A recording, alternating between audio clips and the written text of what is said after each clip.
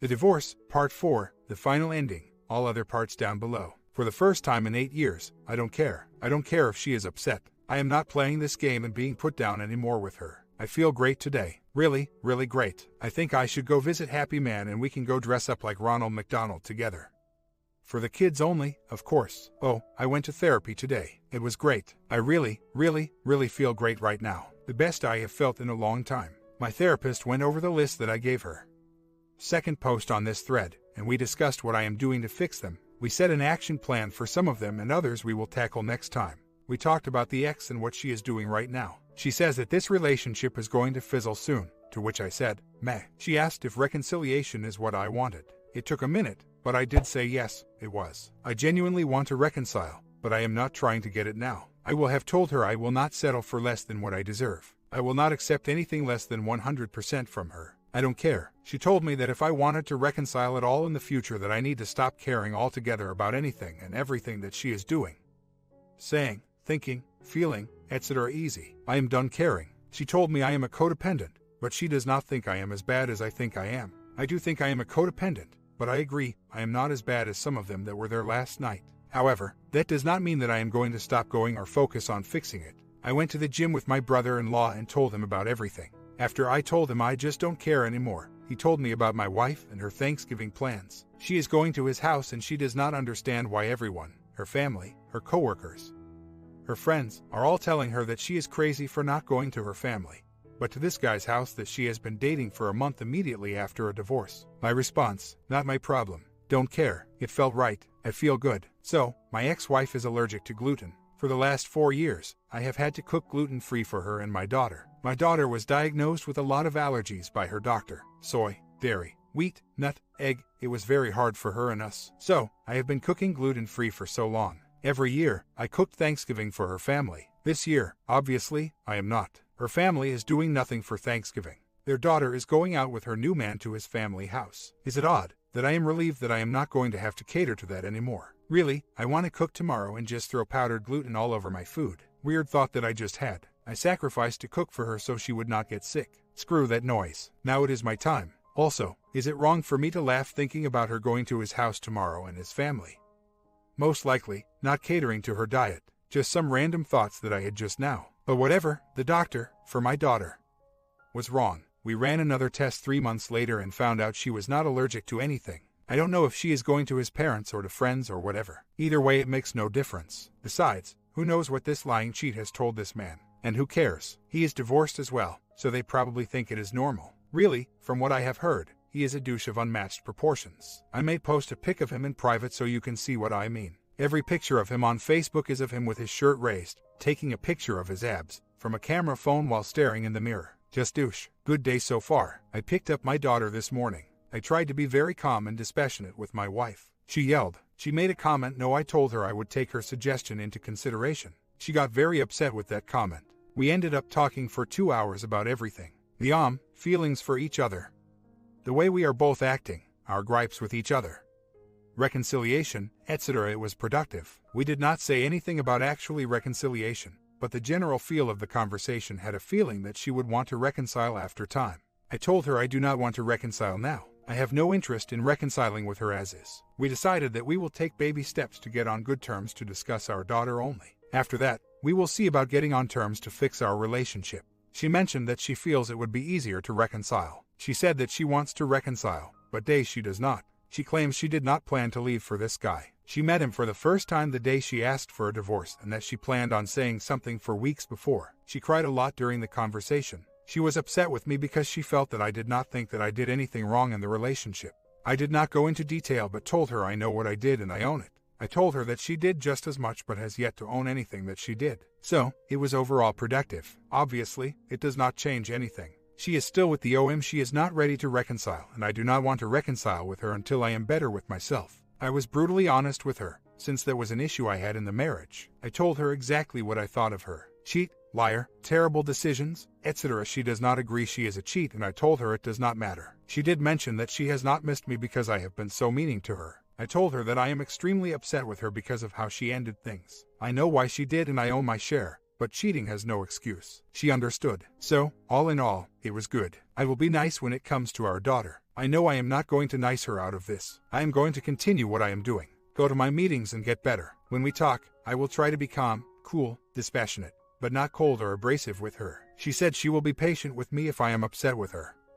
Since she understands why I am upset, the wife came to my new house this morning to get our daughter. Our daughter has been asking for her to come over to show her the new place, especially her princess cave, a large, carpeted storage space under our stairs. I agreed and said it was fine that she could come over. She showed up around 8:30. She stayed for about 30 minutes. It was fine. We did not argue at all. In fact, we joked a little and had a decent time. We talked about her coming over Sunday to get half of our daughter's things. A few things that I think and feel right now. 1. I feel like I am rewarding her for her actions by being nice to her. 2. I feel like she is trying to keep me as plan B, even though she has made no mention or attempt to keep me interested in her that I can tell. 3. I feel like I backtracked a little, but not much with this. Overall, it was fine. I am a little confused today, since we were friendly, but not enough to have second thoughts about what I need to do. I am still moving forward the same as I was before. I am glad that we are being friendly, but now I need to enforce the 180 more. She, I think, is jealous of my new place. It is so much nicer than where she is. She mentioned how nice it was a few times. Our daughter told her that she loves our new place. My ground rules still stand.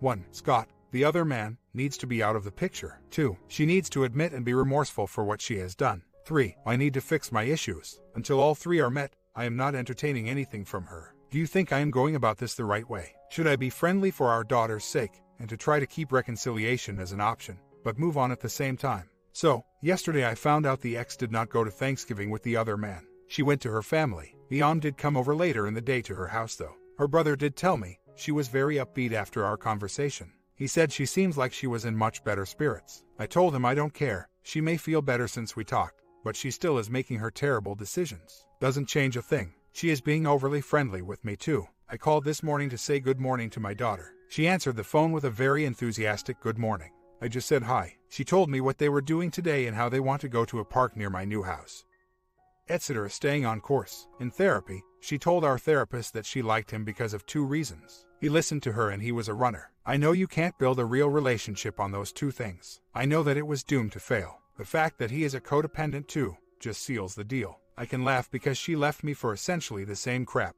but with a different person. I can't laugh because the chances this will end soon are less.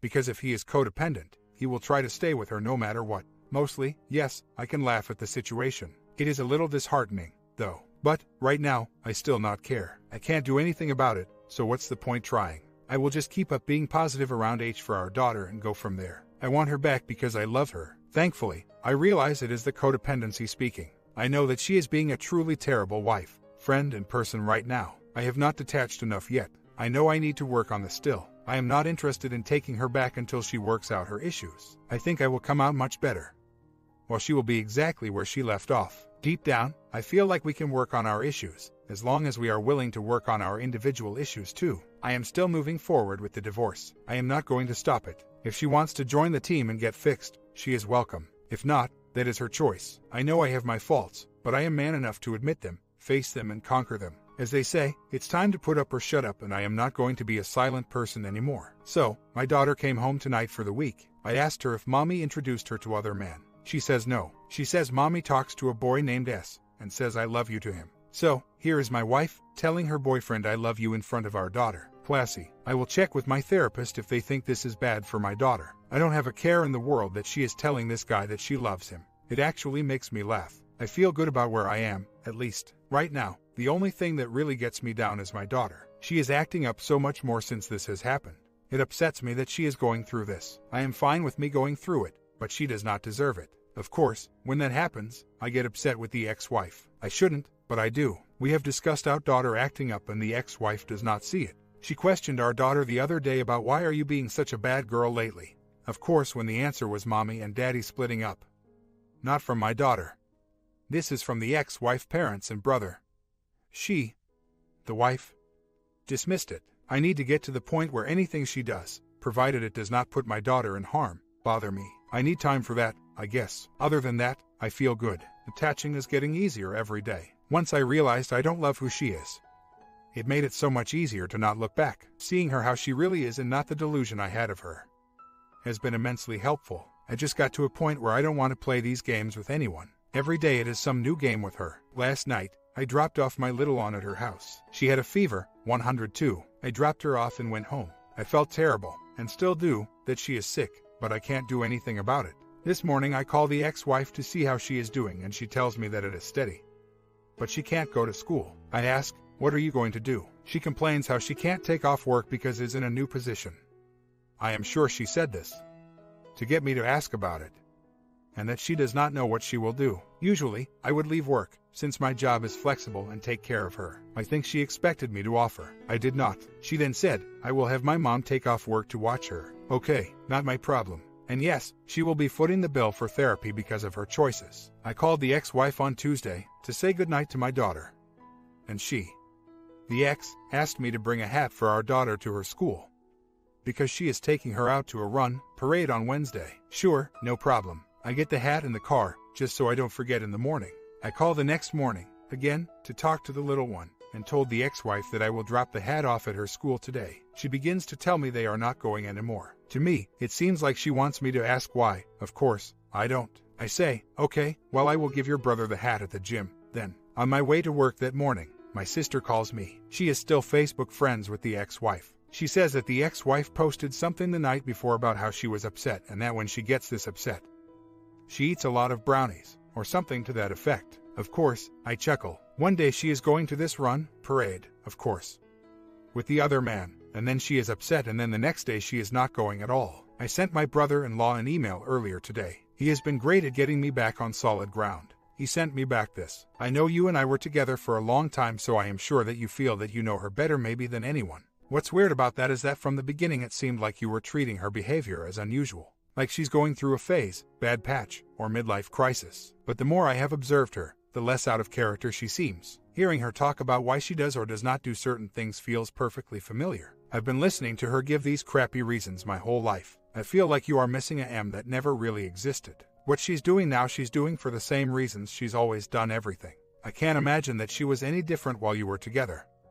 You just never realized it. I know you're going to say that you knew her and she wasn't that way.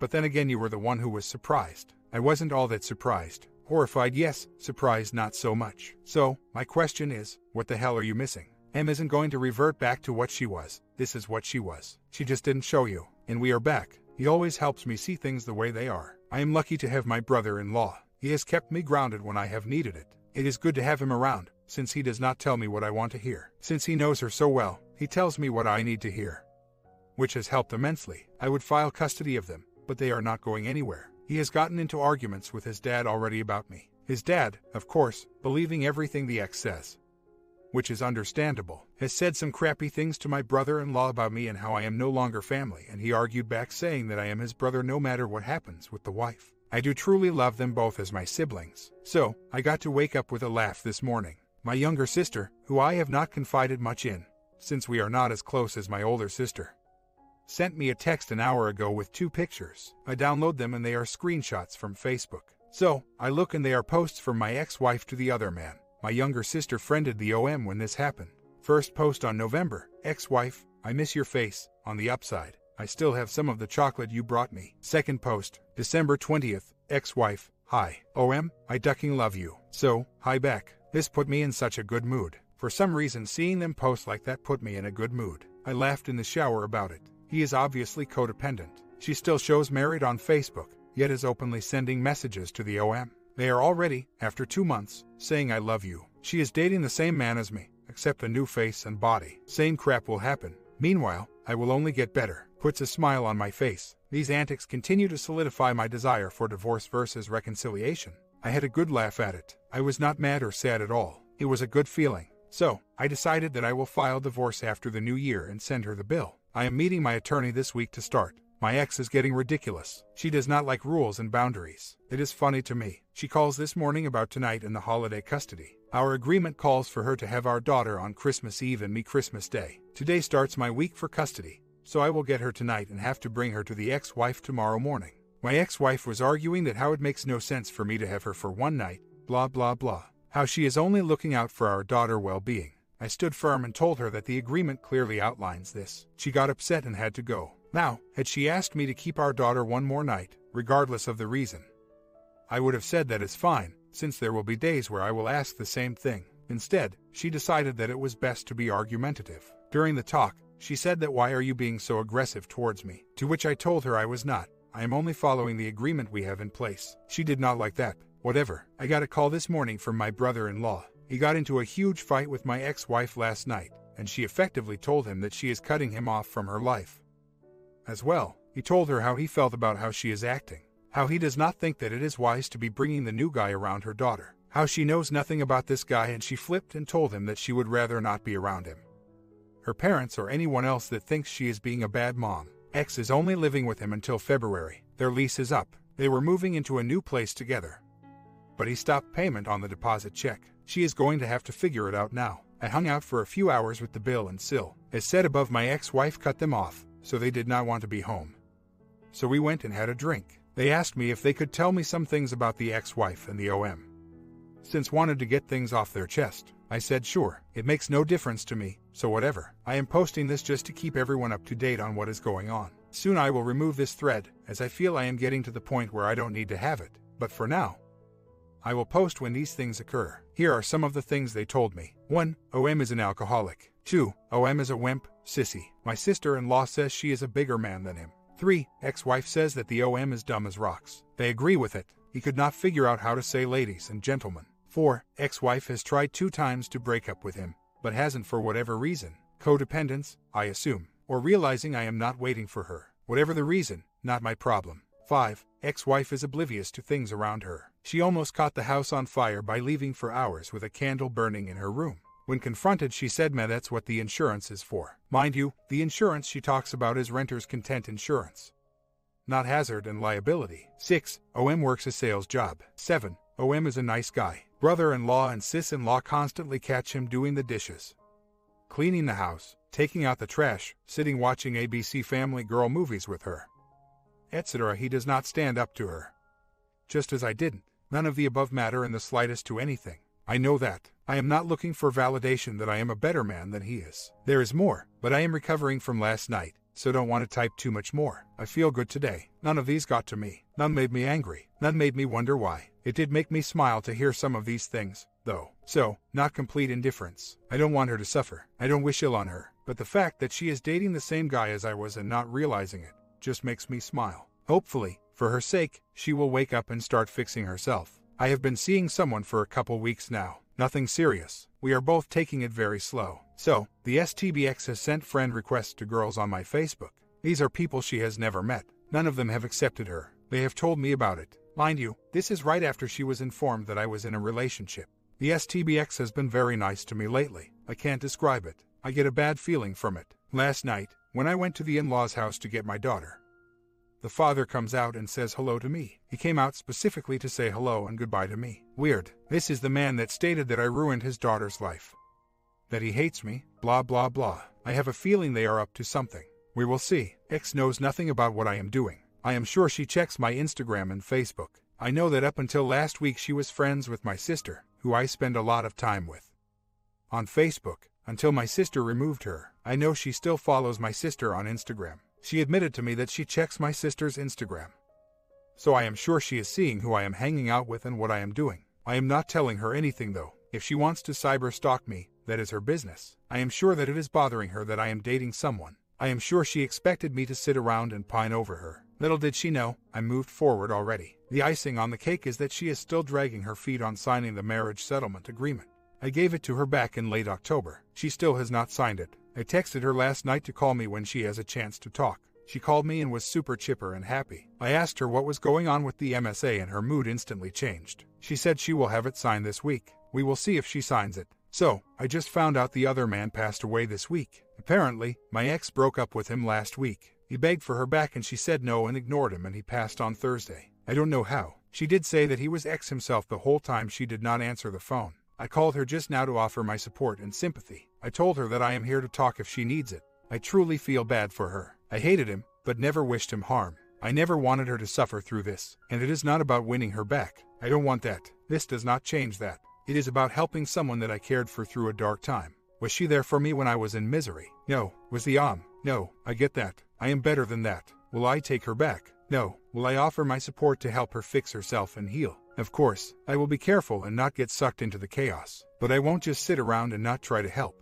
She can accept it or decline it. I only offered. Days later. So, I finally got the marriage settlement agreement signed. She delivered them to me last week. So, this week I will file for divorce and have her served. A month later, the ex-wife and I are on better talking terms now for co-parenting. We met 2 weeks ago and hashed out a lot of issues we had. Here is an overview of the conversation. We discussed normal parenting issues like schooling, extracurricular activities, etc. Everything was agreed on amicably. After the last few therapy sessions, I started to realize some issues that I caused in the relationship. I have been so upset with the ex for how she broke things off. The lying, manipulation, sneaking around, etc. What I realized is I did the same things to her for years. Not the sneaking around. I lied, manipulated to her for years during the marriage. She was bitter and upset about it. I realized how could I possibly blame her and be upset with what she did, when I did the same thing. So, when we met, I apologized for my actions. I told her that I am sorry for the years of lying, the years of being a piece of crap husband. It felt good to get it out in the open. She apologized for how she broke things off. She told me that she regrets how she separated from me. She does not regret the separation, but how she conducted herself. She told me she misses me and still loves me very much. She told me how the OM passed away. He drank himself to X in his car in front of the gym. She told me that she feels guilty about it, but she felt that she was in an abusive relationship with him. I told her how upset I was that she had this obviously unstable person around our daughter. She agreed and said that she was not thinking and did not know the level of his issues. I told her how I was upset with her that she allowed him to sleep in the same bed as our daughter. She swore that he never slept over with her. It doesn't matter if she is being truthful, as it is already done. If she feels that she still needs to lie about that to me, then that is her issue. We are going to get together on Wednesday with our daughter to allow midweek visitation. I think this will help our daughter by allowing her to see the other parent midweek and also potentially help us in better communication for our daughter's sake. During the conversation we laughed and joked, even about the separation. She asked me to hold off on the divorce until May, so she can help pay for it. I told her I would pay for it and she can reimburse me. She has not responded to that yet. We walked back to the car and she asked for a hug. I feel like we are in a better place. I have forgiven her for what she has done. I feel like this will help us become better co-parents for our daughter. There is no talk of reconciliation or anything of that nature. Weeks later. So, last week the STBX asked me to delay the divorce until May. I told her I would think about it. I sent her an email this morning stating, "Hey, I wanted to discuss the divorce documents with you. You requested that we hold off until May to file. I am a little confused on this request. I assume it is for monetary reasons. Regardless of the reason, I would prefer to start the process now. I will cover the cost for now and you can reimburse me your portion, or I will just pay for the divorce if you can't assist. We can still go meet at the courthouse, if you prefer, or I can have them serve you at home. I will not reference your office address on the documents, so they do not serve you there. Your father would have to be home and they can have him serve the documents. Let me know how you want to proceed and I will move forward on it this week. Thanks." To which she replied, "Hi M. It was for monetary reasons that I wanted to delay. Elle's wedding is tapping me. Between dresses, alterations, gifts, lunches, bridesmaid outings, hotel rooms, etc. I don't want you to have to take on that financial burden on your own. So I will definitely reimburse you come May, and you have no idea how sincerely sorry I am for not having it in me to reconcile. I feel tremendous guilt and regret about giving up on 9 years with you and a family. I know outwardly it may not seem that way. I keep busy. But I absolutely do battle with that on a daily basis. I can go to the courthouse on April 15th, but if that is not soon enough for you, my father is always home to receive the documents. Months later, and doing well. The divorce is moving forward. 3 weeks or so and it will be finalized. Things have gotten better communication-wise between us. As weird as it sounds, we actually are communicating better now than when we were together. I attribute it to me actually having an opinion and not just giving in to what she wants all the time. It is a good feeling. As for her personal crap, still the same. She complains to me about being broke all the time, even though she lives with her parents. She called me the other day to talk about her potentially getting a second job, which would require me to have our daughter more. Which, I of course agreed to. During the same conversation, she started to complain to me about how her father treats her like a child and micromanages her. I listened to her complaints for a minute, then moved the subject back to our daughter and got off the phone. She wants to still confide in me and I am not okay with that. She knows that I am seeing someone, as well. All in all, I am just moving along. Same as before, just trying to keep improving. Would I want her to keep her issues to herself and likewise, my issues will stay with me? I won't lie, I was tempted to listen to her complain and use me as a soundboard, or for comfort. But now I know that it is not healthy for myself. her or our daughter to allow that behavior. As for the communication, it does seem that we can communicate better now. There seems to be no more anger on either of our parts and it just feels normal. No other way for me to say it. We do compromise with each other more now. For instance, she started going back to school, which required me to change our schedule for custody. Of course, I agreed to change it to help out. I think she was surprised that I was accommodating. A month later, as of now, the divorce is not finalized. We are both working towards getting it done, but the courts are so backlogged here that it is taking time.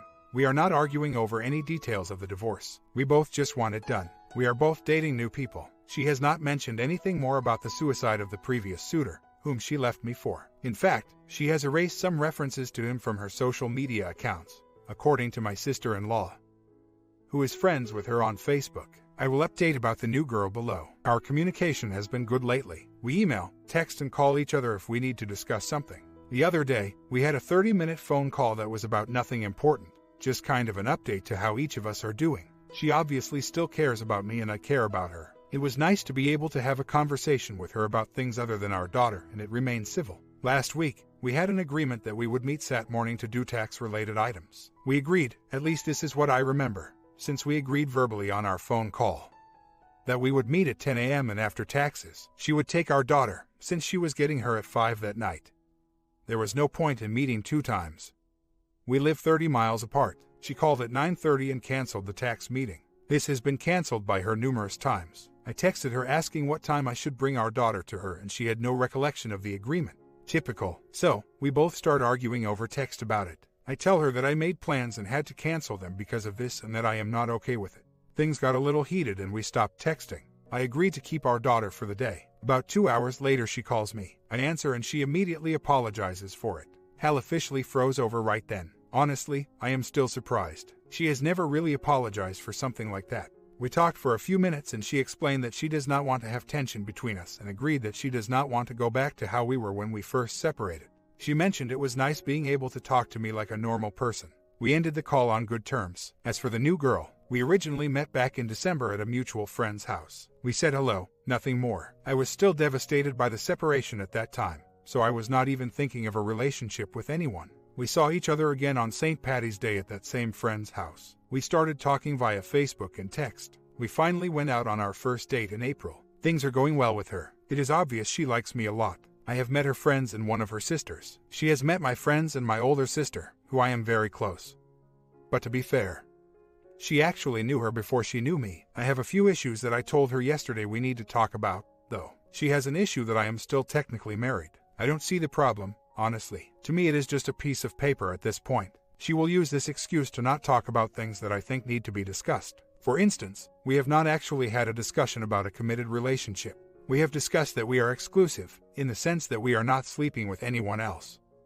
But there is no girlfriend, boyfriend labeling, which I am fine with, but I want to know I am not wasting my time here. She is very religious. I, as some of you know, am an atheist. I don't bash or belittle someone's religious beliefs. I do enjoy discussing them intellectually. I have never called someone stupid for believing in any religion, especially someone I care for. The other night, while driving to dinner, we got on the subject of my posts on Facebook. I just shared some news about some corrupted churches. Anyway, I was told by her on the drive that she has since blocked me from her news feed because I share the opinions of stupid people and help perpetuate stupid people's beliefs. Wow, this pissed me off to no end. I told her right there how unacceptable that was and told her we would talk about it, as I am not okay with that behavior. She is very reserved, quiet, and easily offended. I am crass, blunt, and extroverted. I know I cannot change her. I get that. I need to find a common middle ground where my sense of humor is not insulting to her. Months later, final update. The divorce is still dragging on. I filed for divorce a few months ago and everything seemed to be fine. Of course, it isn't. First, she forgot to have a document notarized. That put us back a week. Now, she forgot to take a required parenting course that needs to be submitted to the judge. I have asked on numerous occasions what is going on with it, and her answer is always financial. The course is $40. I can understand if she lived on her own and had bills, but she lives with her dad. Her financial decisions are not my business anymore, but once it starts affecting me it gets irritating. On a related note, she did have enough money to go on a cruise over New Year's. Like it has been throughout the past, she could not care about the divorce, or so it seems. She did a great job disconnecting. She admitted to never reading the marriage settlement agreement, since she did not have the time. Fair enough, that's her decision. She has decided to go back to school, which I applaud her for. even though I do not agree with her financial decisions on it. We have gone as far as redoing our custody schedule so I can accommodate her schooling. I don't mind doing that since her going to school and getting a better job will only help my little one. I am not over-accommodating on it, though. I changed the schedule since she has class on a certain day so I would have our daughter. Simple. We have gotten into a few arguments. She asked me if I could take the little one on Thanksgiving, even though it is her year. Usually, I would, but 1. I did not want to break my plans so she could make her own, and 2. I cannot be accommodating every time she wants something. Sometimes it is best to say no, even if it does not really affect you. She asked me on 5 separate occasions about changing. I told her no each time. The 5th time I asked her what was up. She clearly is desperate for me to change since she has asked numerous times. Of course, she blew up. No big deal, I expected it. Other than that, the ex and I have been doing fine. I still find it hard to talk to her in person. I can be friendly on the phone with her, but in person I have a hard time talking with her. I do know that she has brought the new guy around our daughter. She claims only in social settings, which, even if not true, I can't control. I have nothing against this guy, since he was not the one to have her cheat on me. Seems like a good guy from what I can tell. In September, I wrote her a letter. The theme of the letter was that of acceptance. Acceptance for the wrongs that I have done to her throughout the marriage. Acceptance for what she has done to me. Acceptance for everything that has happened since our break. I wanted to express to her that I forgive her and that I don't want us to hate each other. I saw that with my parents and I don't want that for our daughter. It felt great getting that off my chest with her. I was just as much at fault for this as she was. Her response was thank you. That letter was amazing. As some of you know, I started dating someone back in March. Things seemed fine. I made sure to practice what I have learned, so I did not fall back into the codependency trap. I started to really care for her. We went on trips, met family, etc. She had a serious issue that I was still technically married. I personally don't get it, but that is her feelings. I cannot change that. She did not want to be official until I was divorced. Okay, fine. We went on a trip in September to Orlando where a lot of friends were going to be. She met all of them, a lot for the first time. A few people introduced her as my girlfriend. When we got back home, she flipped. We are not dating and she does not want to be called that. I said fine and left. I told her that she does not have to be called anything and that our relationship will be just that. She would rather be friends with benefits and people to know that, than to be a girlfriend to a married, going through divorce, guy. Okay, I allowed it for a while, since it really does not bother me. I stopped any and all things a BF would do. No trips, no family, etc. I let her know she could date other people as well, since we are not official. Of course, this did not sit well with her. I told her I was not okay with it,